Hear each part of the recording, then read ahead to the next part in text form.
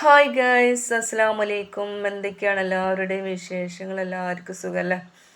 അപ്പോൾ നല്ല മഴയൊക്കെയാണല്ലേ നാട്ടിൽ. കർക്കിടക മാസം നമ്മളെ പണ്ടത്തെ പോലെ തന്നെ ആയിട്ടുണ്ട് കേട്ടോ. പണ്ടത്തെ കർക്കിടക മാസം ഇങ്ങനെയാണ് അത്ര നല്ല മഴ ആയിരിക്കും എന്ന് പറഞ്ഞാൽ പുറത്തേക്ക് ഇറങ്ങാൻ പറ്റാത്ത. അപ്പോൾ കുറേ ആയിട്ട് നമുക്ക് കർക്കിടക മാസത്തിലൊന്നും ഇങ്ങനെ മഴ കിട്ടിയിട്ടില്ലല്ലോ. അപ്പോൾ ഇന്ന് നമ്മൾ പറയുന്നത് ഷാജിനെ കുറിച്ചാണ് കേട്ടോ. നമ്മുടെ യൂട്യൂബിലൊക്കെ വൈറലായിട്ടുള്ള, അതായത് പിന്നെ തെറികൾ കൊണ്ട് വൈറലായിട്ടുള്ള ഒരു യൂട്യൂബറാണല്ലോ ഷാജി എന്ന് പറയുന്നത്. അപ്പോൾ എനിക്ക് ഭയങ്കര സങ്കടമുണ്ട് കേട്ടോ ആ ഒരു കാര്യത്തിൽ. കാരണം അവർ നല്ല രീതിയിൽ റീച്ചായി നല്ല രീതിയിൽ വീഡിയോ ഒക്കെ ഇട്ട് മക്കളെയും കൊണ്ടുപോകുന്ന സമയത്താണ് ഇങ്ങനെ ഒരു പ്രശ്നം ഉണ്ടാവും. അത് ഉമ്മാൻ്റെ പ്രശ്നം, പിന്നെ ഒരു നിക്കാഹ് കഴിഞ്ഞു എന്നിട്ടുള്ള പ്രശ്നം, അതോടുകൂടിയൊക്കെ ഉണ്ട് ഈ പ്രശ്നങ്ങളൊക്കെ തുടങ്ങിയിട്ടുള്ളത്. അപ്പോൾ നല്ല രീതിയിൽ പോവുകയാണെങ്കിൽ അവർക്ക് നല്ല സുഖസുന്ദരമായിട്ട് ജീവിച്ചു പോകാമെന്ന് മക്കളെയും കൊണ്ട് എല്ലാവരും മലയാളികളല്ല എല്ലാവരും നല്ല പോലെ സഹായിച്ചിട്ട് നല്ല പോലെ യൂട്യൂബിൽ തന്നെ ഒരുപാട് സബ്സ്ക്രൈബറൊക്കെ കാണാൻ സമയം കഴിഞ്ഞിട്ടു. അപ്പോൾ ഈ ഒരു വിഷയം കാരണം സബ്സ്ക്രൈബേഴ്സിൻ്റെ എണ്ണം കുറഞ്ഞിട്ടുണ്ട്, റീച്ചൊക്കെ കുറഞ്ഞിട്ട് ഒരുപാട് ആൾക്കാർ എതിരാണ് കേട്ടോ. അപ്പം ഞാൻ വീഡിയോ കണ്ടു, അതിൻ്റെ അടിയിലൊക്കെ എല്ലാവരും കമൻറ്റ് ഇട്ടിട്ടുണ്ട് നമുക്ക് റിപ്പോർട്ട് അടിക്കാം എന്നൊക്കെ കേട്ടോ. അപ്പോൾ അത്രയും ആൾക്കാർ കൊണ്ട് വെറുപ്പിച്ചിട്ടുള്ള ഒരു യൂട്യൂബറാണ് കേട്ടോ ഷാജി തെറികൾ കൊണ്ട്. അപ്പം നമ്മൾ ഈ അടുത്തോ കണ്ട് ഷെരീഫിൻ്റെ വീട്ടിൽ പോയി തെറികളുടെ ഒരു അഭിഷേകം കേട്ടോ. എന്തെല്ലാം തെറികളാണ് അവിടെ വെച്ചിട്ട് വിളിക്കുന്നത് കേട്ടാൽ നമ്മൾ അന്തം വിട്ടു പോകും കേട്ടോ. ഫോൺ വെച്ചിട്ട് ഒരു സോഷ്യൽ മീഡിയയിൽ വന്നിട്ടാണല്ലോ ഇങ്ങനെയൊക്കെ ചെയ്യുന്നത്.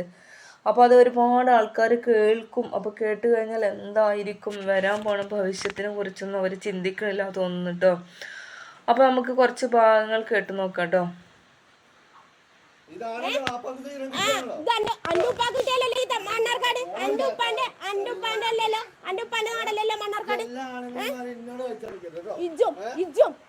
എല്ലാ പെണ്ണുങ്ങളെ കണ്ട പോലെ ഇജ്ജും എല്ലാ പെണ്ണുങ്ങളെ കളിക്കുമ്പോൾ എന്റെ അടുത്ത് കളിക്കണ്ട. എന്റെ അടുത്ത് കളിച്ചാൽ വിവരം അറിയും, വിവരം അറിയിക്കാൻ ആള് വരുന്നുണ്ട്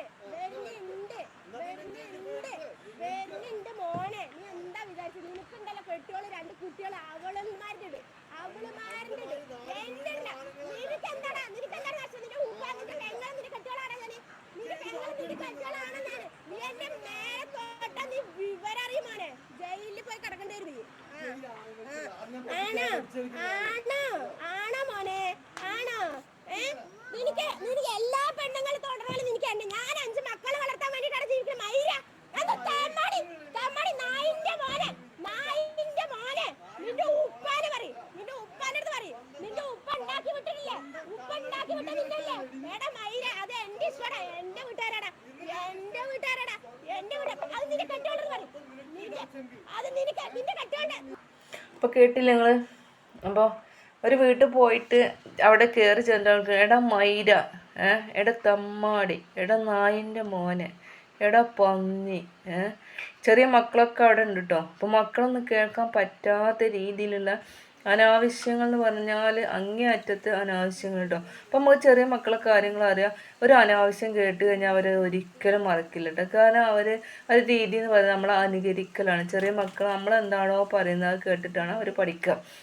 പ്രത്യേകിച്ച് നമ്മൾ പറയാൻ പറ്റാത്ത കാര്യങ്ങൾ പറഞ്ഞിട്ടുണ്ടെങ്കിൽ, അനാവശ്യമായിട്ട് എന്തെങ്കിലും വാക്കുകളൊക്കെ നമ്മളെ വായന്ന് വീണിട്ടുണ്ടെങ്കിൽ അത് പിന്നെ ആ കുട്ടി ഒരിക്കലും മറക്കില്ല, അങ്ങനെ പറഞ്ഞുകൊണ്ടേയിരിക്കും. അപ്പോൾ ഇതാണ് നമ്മളെ മക്കളെ സ്വഭാവം എന്ന് പറയുന്നത്. അപ്പോൾ ചെറിയ കുട്ടികൾ മുന്നിൽ വെച്ചിട്ടൊന്നും ഈ സോഷ്യൽ മീഡിയയിൽ വന്നിട്ടൊന്നും ഇങ്ങനത്തെ വാക്കുകളൊന്നും പറയാൻ പാടില്ല കേട്ടോ. അപ്പോൾ അത് എത്രയോ ആൾക്കാർ എത്രയോ വീഡിയോസിലൊക്കെ അവരോട് പറഞ്ഞതാണ് ഇങ്ങനത്തെ അനാവശ്യങ്ങളൊക്കെ നിർത്തിയിട്ട് പഴയ പോലെ വീഡിയോ ഇടുക. അപ്പോൾ ബാഡ് കമൻസുകൾ വരാം. പിന്നെ അതുപോലെ തന്നെയാണ് നമ്മൾ ലൈവ് ചെയ്യുന്ന സമയത്ത് കേട്ടോ, ലൈവ് ചെയ്യുന്ന സമയത്ത് ബാഡായിട്ടുള്ള ഒരുപാട് കമൻസുകളൊക്കെ വരാം, ചാറ്റിങ് വരാം.